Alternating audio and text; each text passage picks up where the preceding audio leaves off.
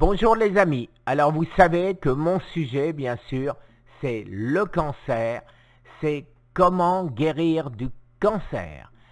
Et donc de ce fait, je vais en terminer avec la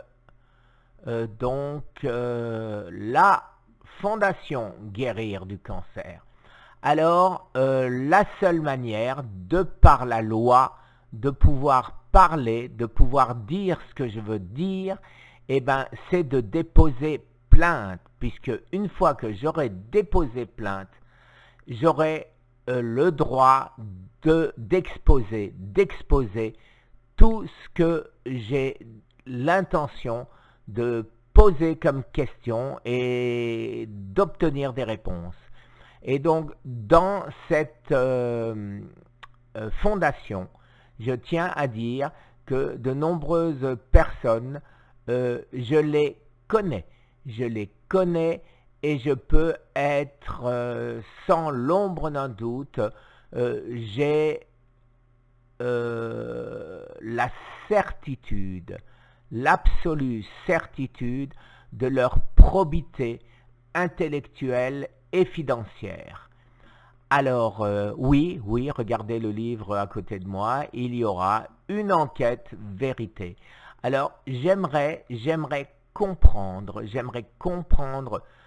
certaines choses et ce ne sera que des questions. Bien évidemment, pas de diffamation, rien qui choque, juste des questions. Alors, dans ces questions, bien évidemment, il y aura pourquoi rien n'a été fait. Mais bien évidemment, il y avait plein de projets en cours qui vont apparaître, plein de projets en cours. Mais pourquoi rien n'a été fait jusqu'à présent? Ça, c'est parce que c'est en cours, 6 mois après. Alors, poursuivre la mise au point des traitements métaboliques accessibles au plus grand nombre. C'est ce qui m'avait intéressé, c'est ce qui avait fait que je vous ai demandé de donner de l'argent. Et quant à moi, j'ai donné 20 000 euros pour une destination bien précise, comme me l'avait proposé Laurent Schwartz, à savoir le traitement, la poursuite du traitement Scott.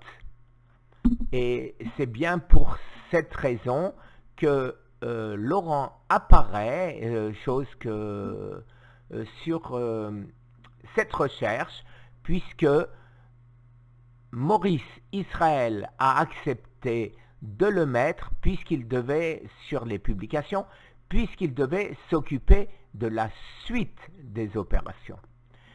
Voilà, donc, mais maintenant, quand je regarde simplement la liste des gens, alors je me pose des questions, effectivement. Une des questions, c'est pourquoi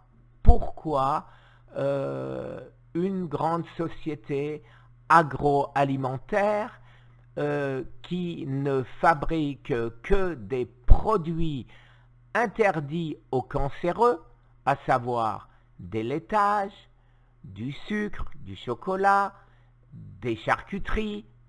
Pourquoi cette société est-elle le bailleur de fonds de cette fondation? C'est une question, je pense, légitime. Je n'accuse pas, j'essaie de comprendre. Alors, ramification avec Sanofi, Big Pharma, à creuser, mais apparemment, oui. Maintenant, ce n'est que des questions. Ce n'est même pas des suppositions, ce sont des questions. Questions qui seront